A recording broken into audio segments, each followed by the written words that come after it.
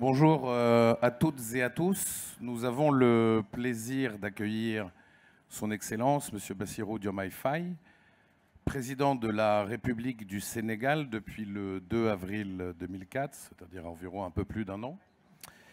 Vous êtes devenu à 44 ans le plus jeune président de la République du pays, le premier opposant aussi élu dès le premier tour. Ancien inspecteur des finances, vous incarnez avec votre formation une profonde volonté de rupture, à la fois en termes de gouvernance, mais aussi dans votre vision du développement, les relations avec les partenaires internationaux, avec en toile de fond la défense de la souveraineté du Sénégal, quels que soient les domaines, qu'il s'agisse de sécurité alimentaire, de sécurité tout court, de numérique, on va en parler. Transition toute trouvée avec le thème de cet échange dédié à la souveraineté numérique du continent et cette question un tantinet manichéenne, mirage ou révolution en marche, de la nécessaire maîtrise des infrastructures numériques à la réduction de la dépendance vis-à-vis des acteurs étrangers, en passant par la réforme à mener pour faire du numérique un véritable levier de transformation structurelle pour nos pays. Nous allons revenir sur les choix stratégiques du Sénégal et les conditions d'une émergence d'une véritable souveraineté numérique africaine, continentale, donc durable. Monsieur le Président, on va d'abord parler de vision politique et justement, en quoi consiste votre vision de la souveraineté numérique du Sénégal et comment la conciliez-vous avec l'ouverture nécessaire, indispensable, c'est selon, avec les opérateurs étrangers? Bonjour, je voudrais d'abord, permettez-moi de remercier le président Ouattara pour son invitation à l'Afrique-Asie Forum et Jeune Afrique ainsi que AFC pour avoir organisé cette rencontre d'une grande importance pour les décideurs que nous sommes et pour les investisseurs. La souveraineté, la vision que nous en avons, c'est une vision stratégique prioritaire au Sénégal dans la mesure où nous considérons que c'est une révolution que nous ne pouvons pas rater après les autres révolutions qui se sont passées quasiment sans nous, je veux dire sans l'Afrique. Sous ce rapport, notre vision s'articule autour de 3 axes que sont la maîtrise des infrastructures, la maîtrise, le développement des compétences et la maîtrise du cadre réglementaire.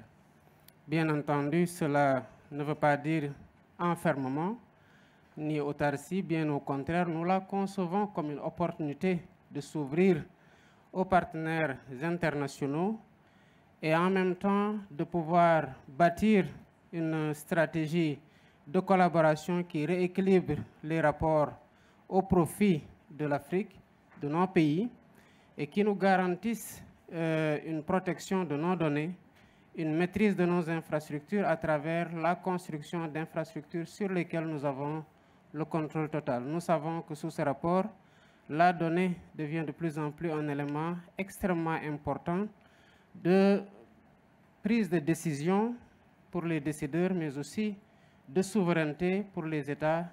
Et voilà ce que nous sommes en train de faire au Sénégal en le matérialisant par la construction d'infrastructures souveraines comme des data centers au niveau national, mais aussi en accompagnant cette politique par un renforcement des capacités des jeunes.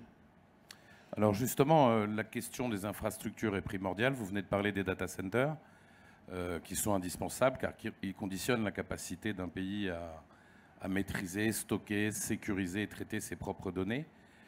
Comment vous comptez parvenir, peut-être avec le soutien des opérateurs privés, à financer et construire ces outils stratégiques sans dépendre d'acteurs extérieurs? Cela demande beaucoup d'investissements que les États ne peuvent pas, pour des pays comme ceux qui sont de la trempe de notre pays, le Sénégal et même les pays africains au-delà d'ailleurs, simplement couvrir par un investissement public. Il faut à la fois un investissement massif, tant sur le plan des investissements publics que des investissements privés. Le New Deal technologique que nous avons conçu au Sénégal, nous l'avons évalué à 1,7 milliard de dollars. Évidemment, c'est des investissements importants. Et le partenariat que nous cherchons à nouer est un partenariat qui repose sur la collaboration avec des investisseurs internationaux dans le cadre d'un partenariat public-privé, mais aussi avec l'offre locale sur laquelle nous comptons avec les partenaires qui sont dans le secteur et qui sont intéressés par un partenariat public-privé. Et sous ce rapport, il y a une collaboration parfaite que nous sommes en train de mener. Évidemment, cela demande, comme je l'ai dit tantôt, à ce que le cadre réglementaire soit assaini, pour faire en sorte que cette collaboration-là ne se fasse pas au détriment de la souveraineté que nous devons avoir sur nos données, de la souveraineté que nous devons avoir sur les infrastructures pour pouvoir en contrôler la protection. Et cela ne se fait pas évidemment au détriment d'un déséquilibre que nous devons avoir à travers un contrôle sur ces infrastructures-là, mais en même temps à travers une appropriation de ces infrastructures pour qu'on puisse véritablement les exploiter à notre profit et que les données soient stockées au niveau national. Et les partenariats que nous privilégions sont des partenariats qui prennent en compte cette dimension-là, mais qui en même temps opèrent un transfert de technologie au niveau local pour que derrière, on puisse avoir assez de compétences pour pouvoir administrer ces infrastructures-là et développer les compétences numériques pour les asseoir. Est-ce qu'il y a un pays en Afrique ou ailleurs dans le monde qui peut servir de modèle ou qui vous sert de modèle pour le Sénégal? Nous pouvons prendre deux pays en référence. Le premier n'est pas africain, c'est l'Estonie, qui a fait des progrès énormes sur le plan du gouvernement digital, sur le plan numérique. Nous pouvons prendre un autre pays aussi qui est champion dans la construction des infrastructures en mode PPI, notamment dans le volet numérique, et qui est le Rwanda. Et ces deux pays ont réussi, en digitalisant les services gouvernementaux ou d'autres services, à véritablement donner une place plus importante au numérique dans la formation du PIB. Et pour le cas de l'Estonie, la digitalisation à 99% des services publics a permis de faire une économie de 2 points du PIB en termes de services gouvernementaux. Évidemment, sur le futur, la digitalisation est un rendez-vous que l'Afrique ne peut pas manquer. Et il y a des exemples qui sont patents, mais en réalité, c'est un train qui ne doit laisser personne à quai, parce que soit c'est une révolution dans laquelle vous vous laissez entraîner pour en profiter pleinement sur tous les plans de la gouvernance, de la transparence, de la qualité des services, de la rapidité par laquelle ils sont délivrés et même de la sécurité, ou alors vous vous faites entraîner en étant un consommateur passif des services et l'Afrique ne peut plus se contenter d'être aujourd'hui un consommateur passif de services numériques.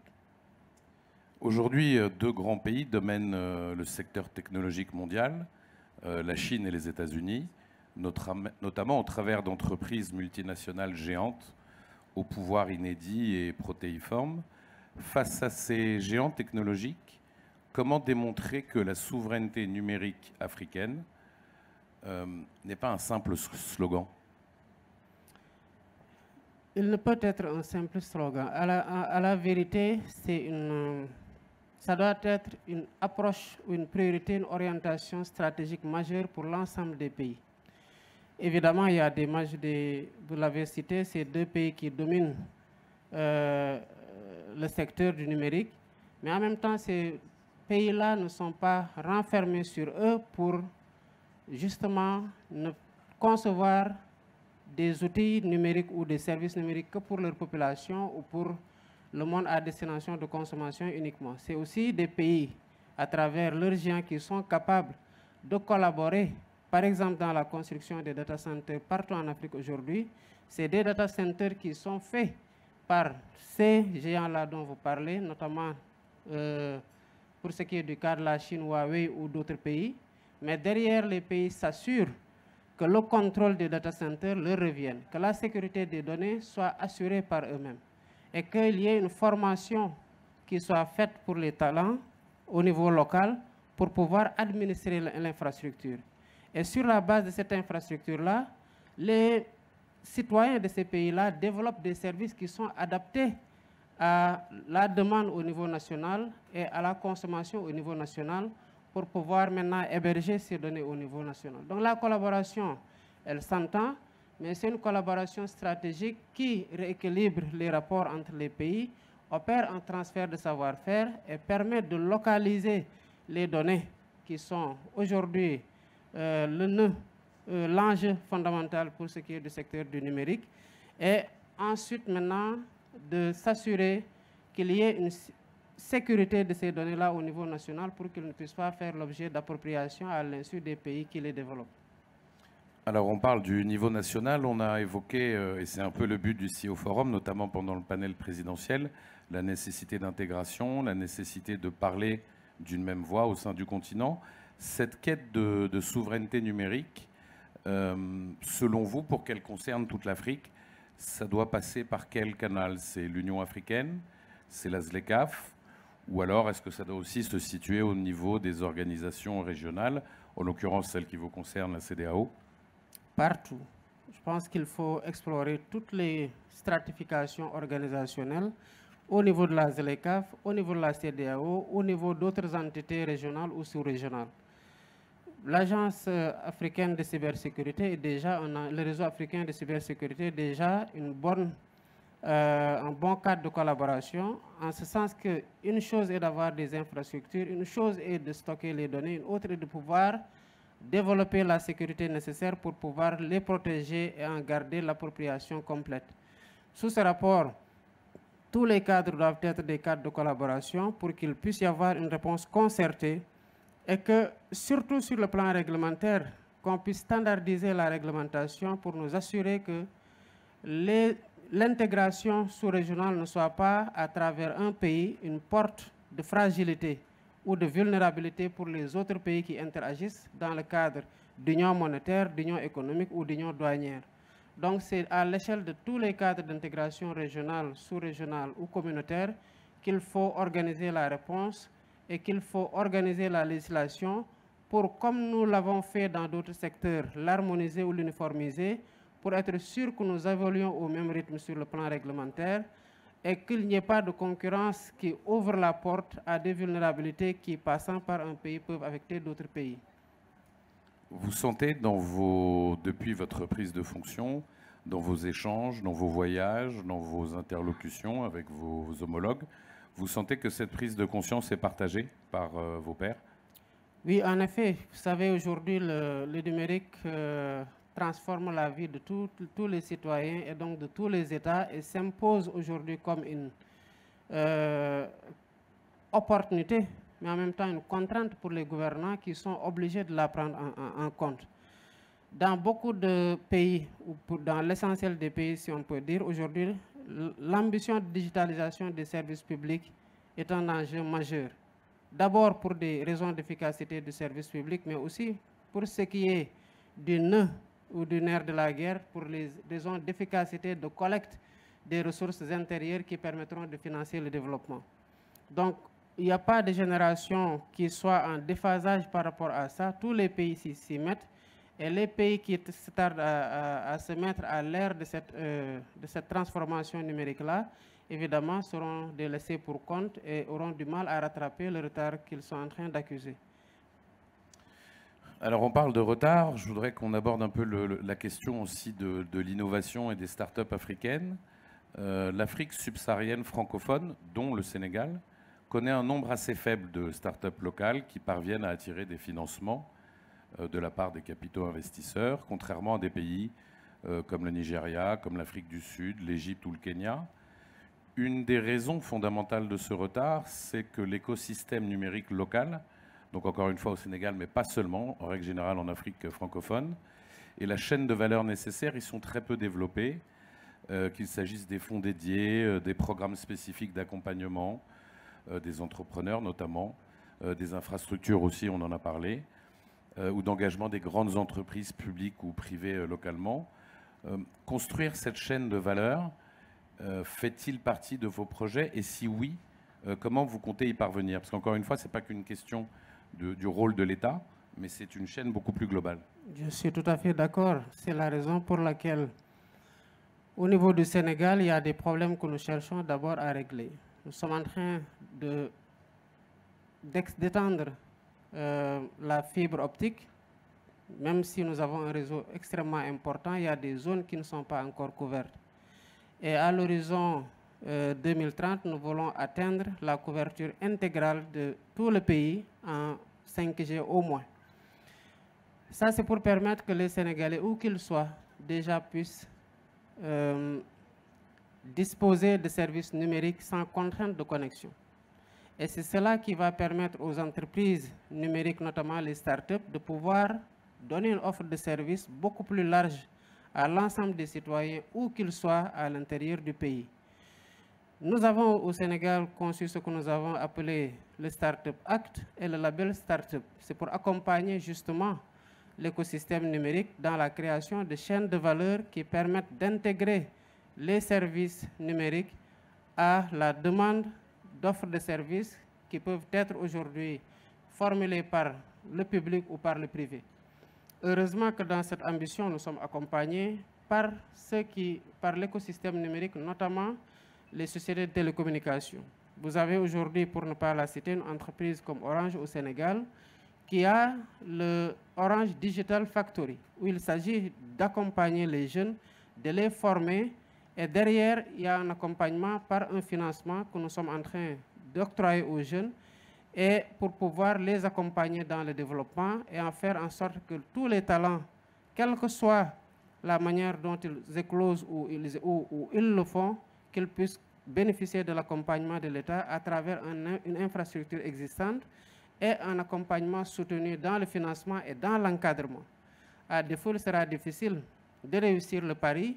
Si on saisit le champ numérique comme étant déconnecté, on ne pourra pas créer une chaîne de valeur numérique, évidemment, qui est liée infrastructure, réglementation, développement de compétences et développement de services à travers la stimulation de la recherche et de l'innovation. Et au Sénégal, nous avons quand même des résultats qui font la fierté du pays, au regard même des récentes consécrations qu'on a, mais aussi c'est un secteur qui attire énormément de jeunes et qui font que ces jeunes-là sont dans une certaine compétition qui stimule la création et l'innovation dans le secteur du numérique. Dernière question, Monsieur le Président. Si vous deviez décider d'une mesure prioritaire, la priorité absolue, pour renforcer la souveraineté numérique d'ici 2030, quelle serait-elle? Difficile de dire que c'est une seule mesure parce qu'elle se tient en réalité. On aura beau vouloir développer le numérique, sans connectivité, on ne peut pas le faire. Il faut déjà un intrant principal qui est la connexion. Et la connexion surtout à haut débit, de qualité partout dans le monde pour que les services puissent profiter à l'ensemble des citoyens qui les utilisent et qu'il y ait une génération importante de données sur la base de laquelle aussi d'autres applications peuvent être développées et répliquées. Ensuite, il y a le cadre réglementaire qui doit prendre en charge deux choses. La première, c'est déjà l'incitation à l'investissement pour la rentabilité de ceux qui se déploient dans le secteur. La deuxième, c'est la protection des données sur le plan aussi de leur sécurité au niveau national pour le public aussi pour le privé. Et la dernière, c'est le développement de compétences qui est extrêmement important. Il nous faut développer des compétences numériques en masse pour faire en sorte que tous ces services-là et toutes ces infrastructures-là puissent être administrées par des compétences qui n'ont pas grand-chose à envier à ceux qui font la meilleure chose aujourd'hui dans le monde, dans le secteur. Et sous ce rapport, c'est trois choses qui se tiennent sur lesquelles il est extrêmement difficile de faire un arbitrage pour considérer que tel aspect est prioritaire sur tel autre. C'est des choses qu'il faut mener ensemble pour pouvoir réussir le New Deal technologique. Écoutez, on vous le souhaite. Merci beaucoup, Monsieur le Président, de nous avoir accordé votre temps pour cet échange. J'espère qu'il aura satisfait l'audience. Je sais que vous avez un emploi du temps assez chargé. Monsieur le Président, merci beaucoup. Merci beaucoup à vous. Merci.